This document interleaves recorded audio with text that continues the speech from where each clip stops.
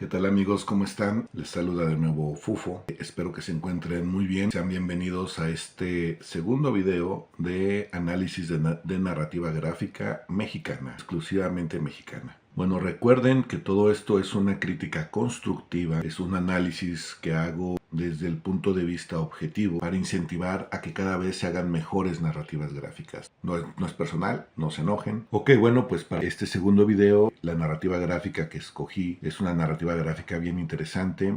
Es del autor Antonio Ramos Revillas y está ilustrado, o está ilustrada, por Amanda Mijangos. Es de la editorial de la Secretaría de Cultura, en conjunto con Editorial Tres Abejas. Y es una sequigrafía, una narrativa gráfica que fue concebida desde el género del libro álbum, que eso es muy interesante. El libro álbum tiene grandes valores estéticos y narrativos que incluso en una opinión muy personal superan por creces en muchas ocasiones el trabajo que se hace en la narrativa gráfica que la mayoría conocemos, que son pues esta página repleta de cuadritos secuenciales que te narran algo, ¿no? Yo siento que el libro álbum debería ser en realidad la cara que represente al noveno arte, a la sequigrafía, porque realmente me parece sus valores en cuanto a su hechura y a su propuesta, pues superan por mucho los valores estéticos y de narrativa que podemos encontrar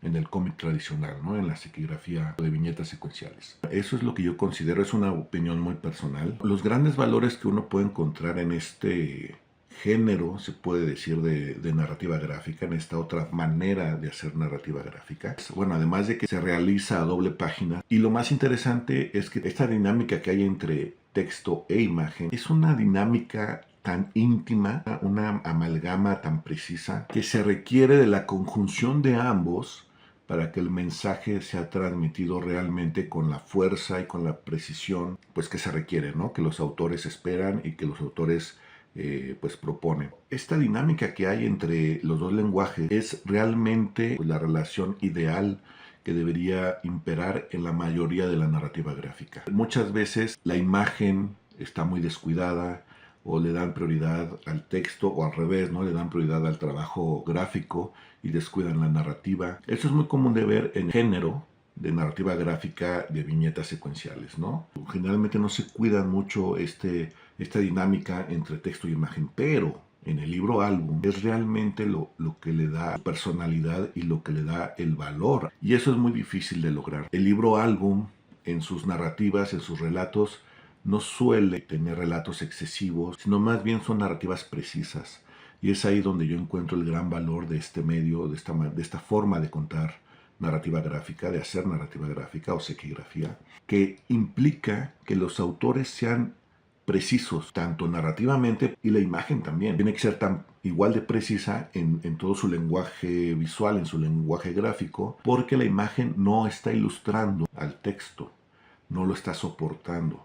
La imagen, la gráfica, también te está narrando, está complementando el mensaje que el texto propone como primera instancia. Los dos lenguajes tienen la misma importancia, el mismo valor, y lo maravilloso que para mí es como mágico, sin uno sin el otro, pues no puede transmitir el mensaje con la fuerza y con la contundencia que generalmente vemos en este tipo de obras de narrativa gráfica. Pues bueno, en esta ocasión, para este segundo video, la obra que yo elegí es ni más ni menos que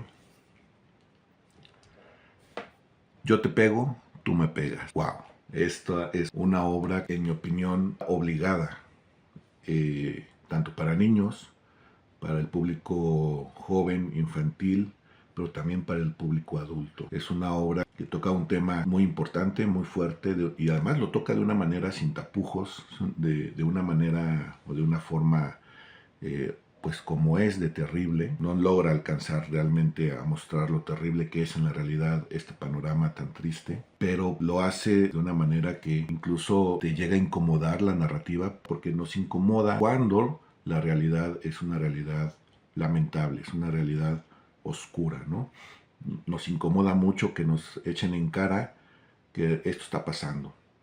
Y pasa más de lo que creemos. Esta obra toca el tema del maltrato infantil, de la violencia infantil, del bullying, de la violencia intrafamiliar, bueno, de las humillaciones que un pequeño indefenso puede vivir en su escuela, con su hermano, con sus propios padres, con la chica que le gusta, etc. Es decir, habla de toda una situación que se tiene que seguir hablando. Esta lectura a mí me parece que tiene que estar en el mayor número de hogares posible. Pues básicamente te cuenta todo el maltrato que sufre el personaje principal, que se llama Bruno. Escenas como pasajes, como pequeñas escenas de toda la violencia que va sufriendo Bruno en el transcurrir de sus años, ¿no?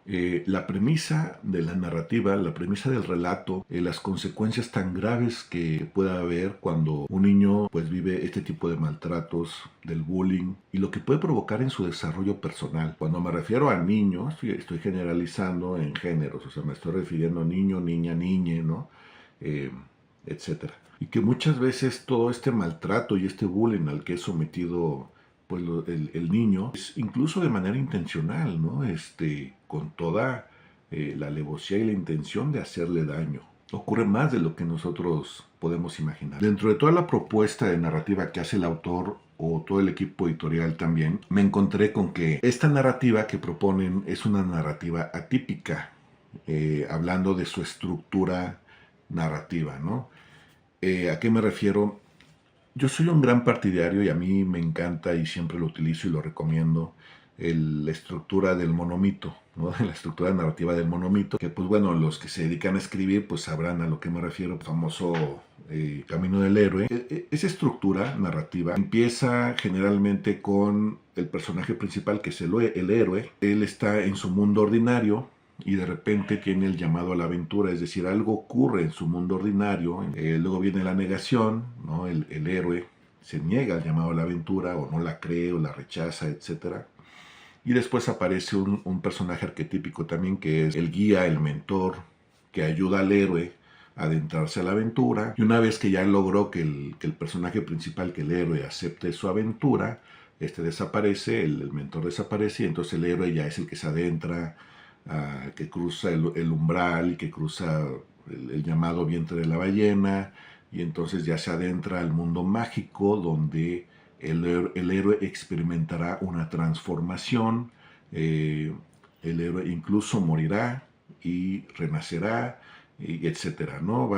Tiene que superar muchas pruebas y al final regresa al mismo punto en el que empezó, pero transformado. Es decir, aunque llegue a su mundo ordinario, él ya no es igual. Sufrió una transformación, es más sabio, tuvo una experiencia y evolucionó. Que realmente no es un ciclo circular, o más bien es como una espiral. Es decir, sí llegas al mismo punto, pero en un nivel superior. Pero bueno, toda esta estructura del monomito, pues es una estructura que hoy en día se utiliza mucho para contar historias. Y lo que me llama la atención es que yo te pego, tú me pegas, pues no se adapta a esta estructura, lo cual es muy interesante y está padrísimo. Tiene una estructura, a ver, cualquier relato tiene una estructura que sí es básica, que es la estructura aristotélica de los 3 actos. Cualquier relato, sea de ficción o lo que sea, es más, cualquier acción que uno realiza cumple con esta estructura de 3 actos: inicio, desarrollo y desenlace. Es decir, tú comienzas algo, lo desarrollas y lo concluyes. Y muchas veces, aunque no se concluya realmente como propósito, pues concluiste, a lo mejor a medias, pero es una conclusión. Ya después, si tú lo retomas, bueno, en fin, ¿no? Pero esa estructura de los 3 actos, inicio, desarrollo y desenlace, está presente en todas, sin excepción, en cualquier narrativa. ¿No? La estructura aristotélica de los 3 actos es la base de la narrativa. La estructura del monomito puede no estar presente. Recuerden que no cualquier ficción es narrativa, pero toda narrativa está ficcionada. Es decir, incluso puede ser un documental o puede ser una narrativa gráfica periodística, pero siempre te lo muestran desde un punto de vista en particular, que es, por ejemplo, en el caso del periodismo, pues el punto de vista en particular del periodista, ¿no? Si tú tienes a 2 periodistas que están presenciando, no sé, una guerra, por poner un ejemplo, y su único trabajo es transmitir los hechos de forma objetiva, cada uno va a generar un relato distinto. Y no quiere decir que no hayan hecho su trabajo, sino quiere decir que el relato está condicionado por la persona que lo cuenta, o que lo narra, o que lo muestra, ¿no? Entonces, en ese sentido, todo relato es ficcionado, pero no toda ficción es un relato. Yo puedo decir, el perro que habla. El perro que habla es un concepto ficcionado porque no es real, es inventado, es ficción, pero no me está contando nada, ¿no? Entonces todos los relatos son ficcionados, no toda la ficción son relatos, e incluso no toda la narrativa es literaria, eso es otro tema, ¿no? Bueno, entonces este relato que está ficcionado y que en este caso sí es narrativa, no sigue la estructura narrativa del camino del héroe. Porque hay algo que a mí me pareció muy interesante como diseñaron la estructura narrativa de este libro. El total del libro lo puedo dividir en tres actos. En el primer acto nos muestran todo lo que sufre Bruno, todos estos pasajes de violencia, de bullying, de maltrato físico. Pero la manera en cómo nos lo muestran es a través de pequeños microrelatos, que cada uno de ellos sí tiene la estructura aristotélica de los tres actos, es decir, tiene un inicio, un desarrollo y un desenlace. ¿A qué me refiero? Les voy a leer uno de esos microcuentos para que me entiendan, ¿no? A Bruno le daba miedo la oscuridad. Un día, para que se le quitara, su papá lo dejó encerrado en un closet toda la noche. De nada sirvió que golpeara la puerta para abrirla. Nadie fue por él. Cuando ya estaba cansado de luchar, oyó que del otro lado le dijeron, para que aprendas. Dentro de Bruno, donde había una luz muy fuerte, algo se apagó.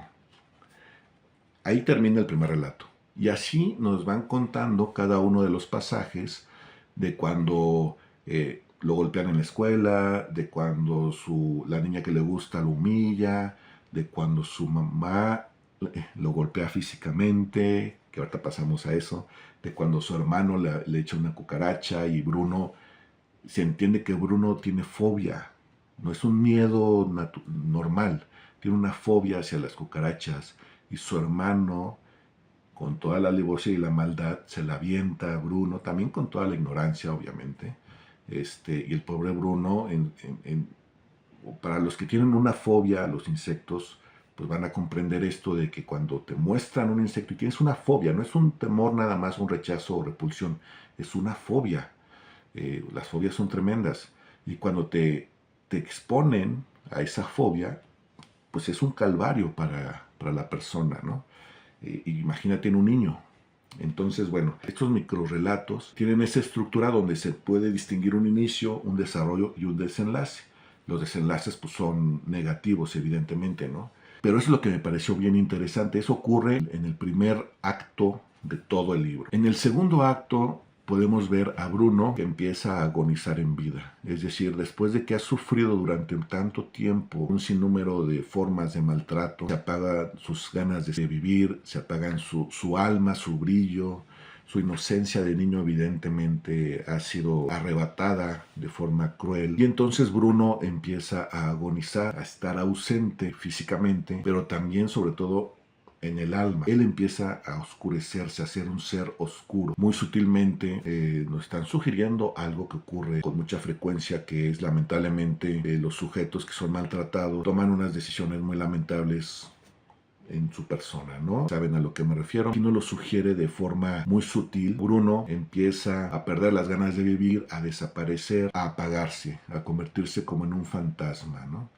Incluso la gente que lo ha maltratado durante años, que lo conocen, se justifican a sí mismo, ¿no? No tuvo valor para aguantar las lecciones, dijo su padre. Ni que las cucarachas fueran peligrosas, mencionó su hermano. Tampoco le pegamos tan fuerte, sentenciaron sus amigos. Era un desobediente, aclaró su madre. No es mi amigo, ni que estuviera loca, se exculpó la chica. Es decir, todavía se justifican O sea, me río porque parecería absurdo, pero no lo es. Una vez que Bruno empieza a desaparecer, llega el tercer acto y en el tercer acto aparece un personaje que es el hermanito de Bruno. Un hermanito inocente, pero que tiene el mismo miedo a la oscuridad que Bruno tuvo en su momento cuando su padre lo encerró. Entonces Bruno ve la oportunidad perfecta para vengarse. Él recuerda todo lo que pasó y Bruno piensa en la venganza, piensa en desquitarse, piensa en revolver cada uno de los golpes que ha recibido durante todo ese tiempo de abuso y lo piensa hacer con su hermano menor.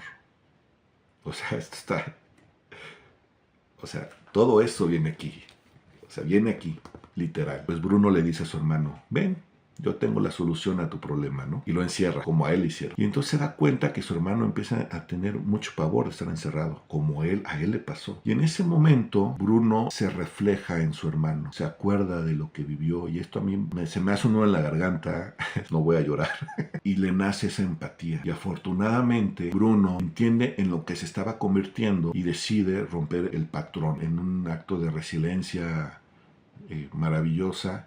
Abraza a su hermano, voy a llorar, abraza a su hermanito y entonces Bruno empieza a liberarse y a quitar toda esta carga por todo lo que ha vivido, ¿no? Las malas experiencias y el bullying, etcétera. Todo lo que yo estoy platicando ahorita es a nivel del relato. La narrativa es apabullante. Su propuesta de estructura es una propuesta interesante. Su propuesta temática es una propuesta totalmente valiosa. Es precisa, es concisa. Realmente logra su cometido. Bueno, ahora vamos a pasar al aspecto visual de la obra.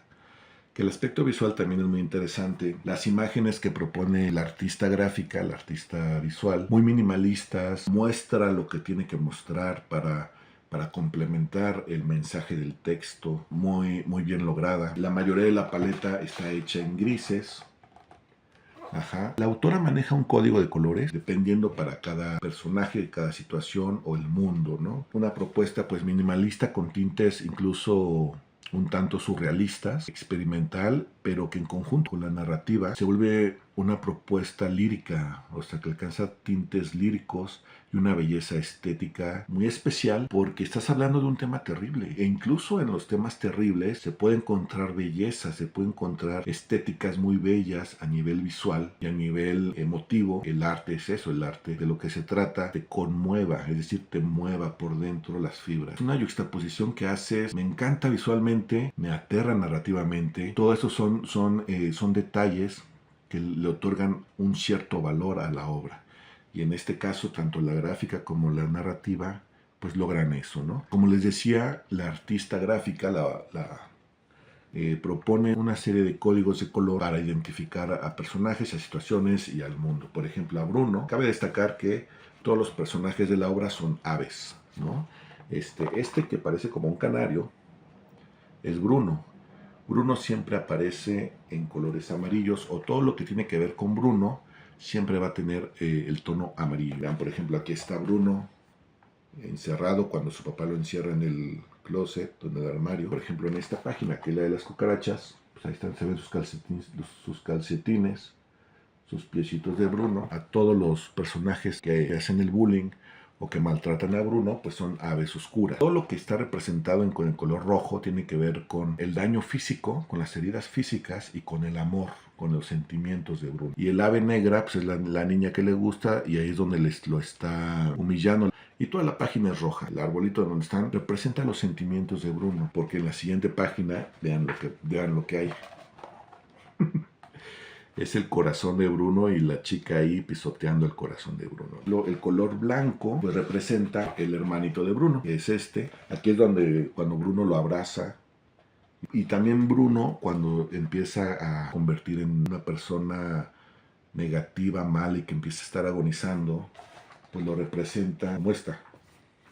Este es Bruno cuando se empieza a hacer malo. Entonces es bien interesante todo el código gráfico que la autora propone para identificar ciertos aspectos. Hay una página que fue la que me voló la cabeza, se me hizo tan maravilloso pero tan terrible al mismo tiempo. Les voy a leer el texto y luego les voy a mostrar la página. A Bruno le gustaba jugar hasta que caía el sol. Le encantaba pasear en bicicleta con sus amigos. Una noche, su madre se cansó de sus llegadas tarde y lo esperó en la sala con un cinto en la mano. Le dejó sendas marcas rojas en los brazos. La hebilla le pegó en el cuello. «Para que aprendas a obedecer», dijo ella, y se sentó a ver televisión. Por dentro, el ardor que el metal le había dejado en la piel echó raíces. Y vean la página.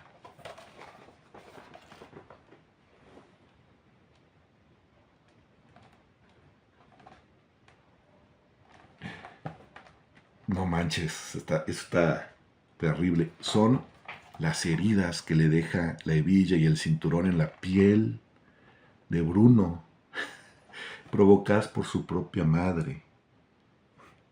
Eso ocurre, puede ser ficción, pero ocurre en la realidad mucho más de lo que creemos. Todo el mundo tiene que leer esto.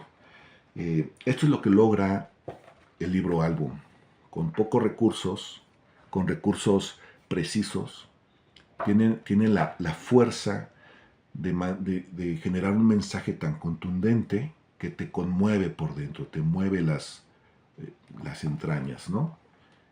A nivel artístico, pues son unos manchones ahí con texturas de algún pincel y ya, en un fondo claro, ¿no? A nivel concepto, a nivel de semiótica, provoca cosas, y eso es la virtud que tiene el libro álbum, de provocar con tan pocos recursos, entre comillas, porque lograr esto no es fácil, que te dan mensajes apabullantes, ¿no?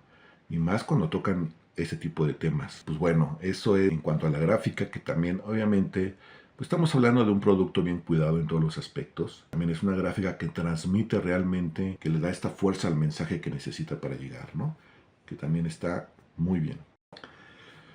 Bueno, después de que me volví a secar las lágrimas, vamos a pasar al aspecto de la narrativa gráfica, es decir, de la conjunción de los elementos equigráficos o de narrativa gráfica para transmitir el relato.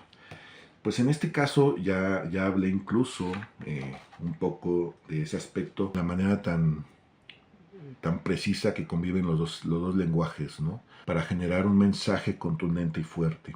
Es decir, en el libro álbum eso ocurre mucho, es una de las grandes virtudes del medio, de esta forma de narrativa gráfica. Y eso es narrativa gráfica en su máxima expresión. También hay recursos como, por ejemplo, cada una de las imágenes pues se pueden sugerir como viñetas, ¿no? Hay una composición que me parece muy interesante y que dentro de las decisiones que se tomaron tal vez a nivel editorial o incluso a nivel de narrativa gráfica, guían de forma también muy precisa el ojo del lector para que no se pierda ninguno de los detalles de la propuesta visual y obviamente ninguno de los detalles de la propuesta narrativa. ¿A qué me refiero? Así empieza. Es el primer texto narrativo de la obra y la imagen. De este lado se muestra el texto, un párrafo de texto, y de esta la imagen. Esto es lo que te obliga, obviamente el flujo de lectura pues es de izquierda a derecha y tú lo que haces es darle la vuelta a la hoja. Bueno, esto es lo que implica que tú pongas acá el texto, es que obligas al ojo, como tú vas a voltear esta página para cambiarla, entonces obligas al ojo a que recorra todo esto y aprecie todo el arte que está en esta página. Y entonces cuando tú le das la vuelta, cuando tú cambias de página, recuerden que el texto está de este lado, ¿no? Aquí, casi centrado. Le das la página y te encuentras con que el siguiente texto está hasta acá, o sea, en la siguiente página, pero en la parte superior. Esto con toda la intención de llevar de la mano el ojo a donde tú quieres que vaya el ojo, que quieres que vea el ojo. Lo que obliga al lector es recorrer toda esta imagen primero, antes de llegar al texto. Ajá. Y obviamente pues ves todo, ¿no? Pero cuando tú le sigues dando la vuelta, cuando sigues pasando las páginas, vean, recuerden que el texto está aquí arriba. Tú le das la vuelta y ahora ¿dónde está el texto? Abajo. Lo que te obliga a ver toda esta ilustración para llegar al texto y seguir el flujo de lectura, ¿no? Hacia acá. Recuerden, ahorita está abajo. Entonces ya nos están guiando la mirada para ver todo el arte también. Le das la vuelta y ahora, ¿dónde está el texto? Hasta el final, en la parte central, lo que te obliga a ver toda esta imagen, el detalle de la imagen, y luego seguir con la narrativa. Así está todo el texto. Esto obviamente son decisiones que no son al azar, no son, pon el texto ahí porque se ve bonito, vamos a ocupar este espacio. Se ve toda una intención de guiar al ojo, que ese es un recurso que igual se utiliza o se debería utilizar con la misma maestría en la narrativa de viñetas, ¿no? En las historietas, ¿no? En las equigrafías de ese tipo. Esto te habla de que a nivel de narrativa gráfica, estos recursos, que es básicamente guiar al ojo en el flujo de lectura a través de las páginas de las viñetas, son decisiones totalmente pensadas con un propósito exacto y además logran ese propósito. Ven cómo el libro álbum está. Yo por eso, si yo tengo que darle un término, pensar en una palabra que pueda identificar a esta forma de narrativa gráfica, es precisión. Todas las decisiones que se toman se hacen con precisión y los resultados son óptimos, logran el resultado que están buscando, ¿no? Esto obviamente habla pues de todo un conocimiento, de todas unas bases narrativas, gráficas, de narrativa gráfica, etc.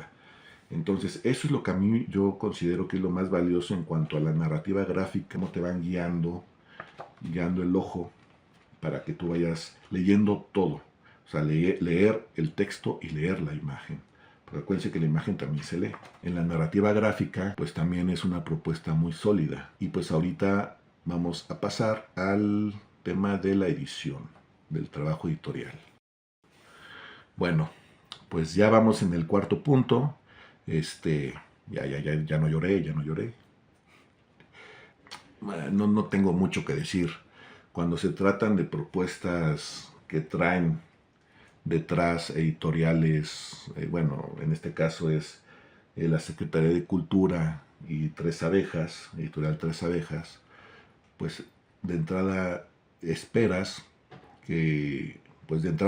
ver un trabajo editorial de primer nivel, que este no es la excepción, es decir, tiene grandes valores, la encuadernación evidentemente pues, es de primer nivel, la calidad de la impresión también, las hojas, el gramaje de las hojas, bueno, pues es de gran calidad. Escuché, pero gruesecito, no me acuerdo de qué será, pero es decir, cuidan muchos detalles, el diseño gráfico, pues también está bien cuidado, es decir, la composición, los colores, etcétera, ¿no? Cosas estéticas dentro de la edición están muy bien.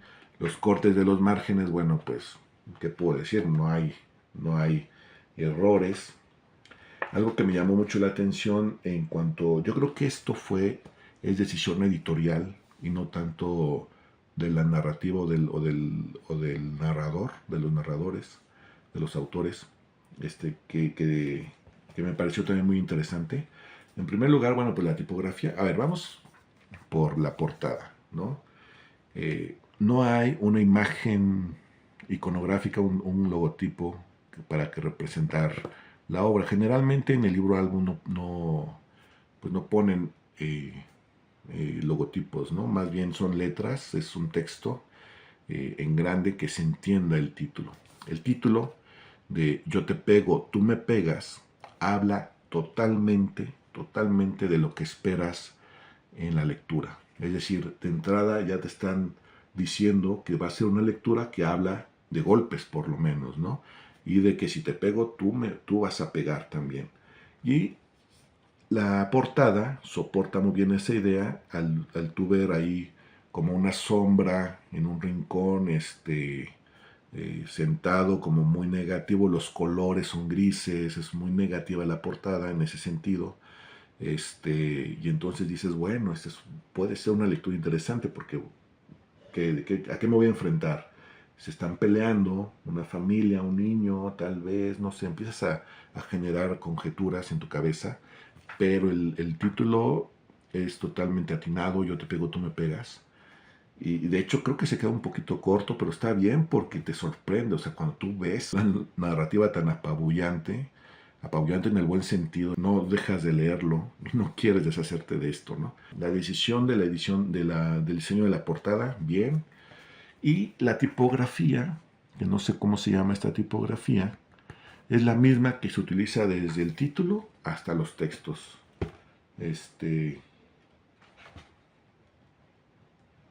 Sí, de hecho, creo que sí es la misma, o sea, estoy un 80% seguro. No, sí es la misma.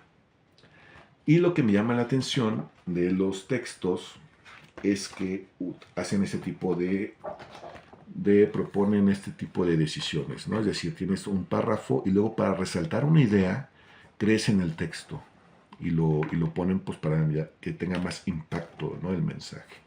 Y después, hablando del ritmo de lectura, que eso me faltó mencionarlo en la etapa de la narrativa gráfica, de los recursos equigráficos, cuando hablé del flujo de lectura del ojo, también hay un ritmo de lectura, es decir, hay dentro del montaje, el montaje pues es la edición, es similar al cine, entonces tú puedes imprimirle a tu lectura cierto ritmo, pueden ser un ritmo lento, un ritmo vertiginoso, un ritmo rápido, un ritmo pausado, como es este caso. ¿A qué me refiero con un ritmo pausado? Te va dando pausas para que vayas digeriendo toda la información que te están metiendo, ¿no? Todo el tema tan denso. No denso de información visual o narrativa, no, sino del tema por sí solo. Es un tema denso, ¿no? Incluso hasta tabú, se podría decir. Entonces te imprimen un ritmo de lectura para que vayas poco a poco adentrándote a la historia con este tipo de situaciones, pero además recuerden que yo les platicaba que todos estos son como microrelatos que tienen inicio, desarrollo y desenlace. Bueno, aquí está el inicio y el desarrollo y el desenlace te lo ponen acá. Ajá, este pequeño parrafito, ese es el desenlace del microrrelato, ¿no? El primer microrrelato. Y entonces te van imprimiendo ese tipo de ritmo de lectura. Vean aquí, te ponen aquí el texto, inicio, desarrollo, aquí la palabra, la frase para resaltar, y luego en la siguiente página el desenlace de ese microrrelato. Es decir, te van imprimiendo un ritmo de lectura pausado. No es ni vertiginoso y tampoco es lento. ¿Para qué? Para que te dé la oportunidad de ver todo el arte, de adentrarte a la narrativa. El chiste es que tú enganches a tu lector y que tenga los menos distractores para evitar que se salga de la lectura, ¿no? Y esto lo logra muy bien. Es un producto casi perfecto, porque a nivel editorial, a nivel de decisión, teoría del color, hay un pequeño frijolito negro en el arroz. Bueno, dentro de la teoría del color hay un apartado que se refiere a las claves tonales. Es decir, cada color dentro de su frecuencia en el espectro de luz tiene un valor, etcétera, una frecuencia tonal. Que eso es bien interesante porque incluso las frecuencias tonales, si no voy a decir una barrabasada, pero si mal no recuerdo, las frecuencias tonales se relacionan muy cercanamente con la frecuencia de las notas musicales, ¿no? Esto está bien interesante. Pero bueno, eso es otra cosa. Debes de cuidar mucho la combinación de colores que haces, ¿no? En todo lo que es la teoría del color y las triadas o lo que utilizas, ¿no? Porque de repente la lectura que hace el ojo puede ser muy cansada o te puede lastimar o te puede incomodar. Y aquí, justo en la página de las heridas que le causan a Bruno, pues hay ese error. Yo considero que es un error editorial de decisiones del editor de contenido. ¿A qué me refiero? El color rojo y el color negro, todo lo que son el rojo, el violeta, el morado, es decir, todos los colores que dentro del espectro se acercan al infrarrojo o al ultravioleta, que ya son frecuencias que no alcanzamos a percibir nosotros como humanos, como a lo mejor algún animal si las percibe, no sé, pero nosotros no. Entonces todo lo que está muy cercano al infrarrojo o al ultravioleta tienen unas frecuencias tonales muy cercanas a los grises oscuros o casi al negro. ¿Esto qué quiere decir? Que si tú editas una mancha roja o violeta y al ladito le pones una mancha negra o pasas a escala de grises, no va a haber mucha diferencia entre el tono del gris del rojo y el tono del gris del negro que tenías, porque también muchas veces los negros tienen pigmentos de cian, magenta o amarillo, ¿no?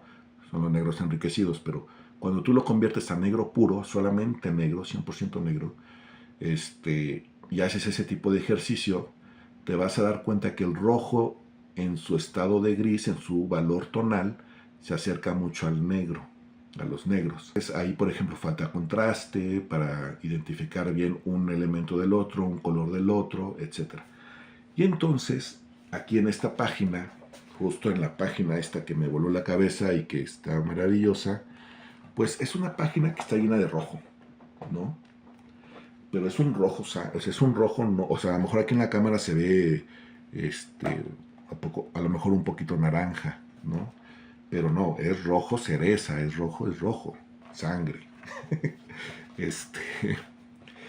Y tiene, lamentablemente, el texto que está en negro sobre esas manchas rojas.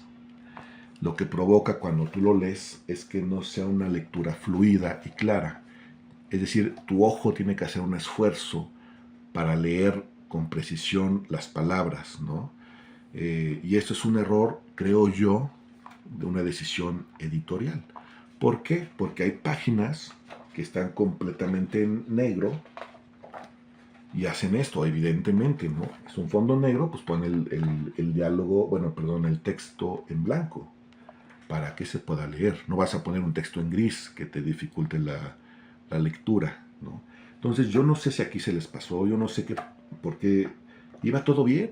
O sea, por eso digo que es casi perfecta, ¿no? Digo, poniéndome ya muy exigente, pero bueno, estamos analizando incluso el trabajo editorial. Y en el trabajo editorial, pues se les fue ese pequeño frijolito negro en el arroz, ¿no? Pues es lo único. Pues obviamente al ser una obra que tiene como respaldo pues grandes editoriales y grandes recursos, pues la mayoría de los detalles van a salir muy bien cuidados. Pero el valor que tiene esta obra es a nivel narrativo y a nivel de propuesta, ¿no? Sobre todo a nivel del tema que maneja. Es una obra que yo considero tiene que estar en la mayoría de los hogares, que es del 2016. Lamentablemente es una obra que ya no se consigue, es muy difícil. Yo tardé como 3 años en conseguir una copia y la pude conseguir en una librería creo que del Colegio México, no me acuerdo de cuál, pero que me costó andar buscando y siguiéndola. Y cuando yo llegué a esa librería, pues ya nada más había 3 ejemplares y yo me llevé uno. Lamentablemente solamente se imprimió un tiraje de 2.000 ejemplares, 2 millares. Y ojalá se hubieran impreso 10 millares, porque es una obra que debería estar, en una opinión muy personal, en cada hogar, ¿no? Es que en las escuelas pues la deberían también demostrar a los niños, a los chavitos, a los jóvenes, y a los padres de familia, que todo empieza desde el núcleo familiar. Y ahí se gesta muchas de las dolencias de los menores que los orillan a, pues, después a tener un desarrollo personal un poco triste, ¿no? O muy triste. Pero pues bueno, esto fue todo por el video de hoy. Espero les haya gustado, espero les haya llamado la atención esta obra. Pueden adquirirla, qué bueno, si ya la tienen, cuídenla. La verdad no recuerdo cuánto me costó, pero bueno, ojalá que lo puedan conseguir, que lo puedan checar, que saquen sus propias conclusiones. Y pues bueno, recuerden que este es un espacio donde intento hacer una crítica constructiva. No es personal, no, para nadie. Y pues espero les haya gustado. Si tienen alguna sugerencia para mejorar y para incluso, sobre todo de contenido, si tienen algún título que les gustaría que aquí analizara, pues háganmelo saber y hacemos el análisis sin problema, ¿no? Pues bueno, yo me despido, soy Fufo, pásenla bien y nos vemos en el próximo video. Bye.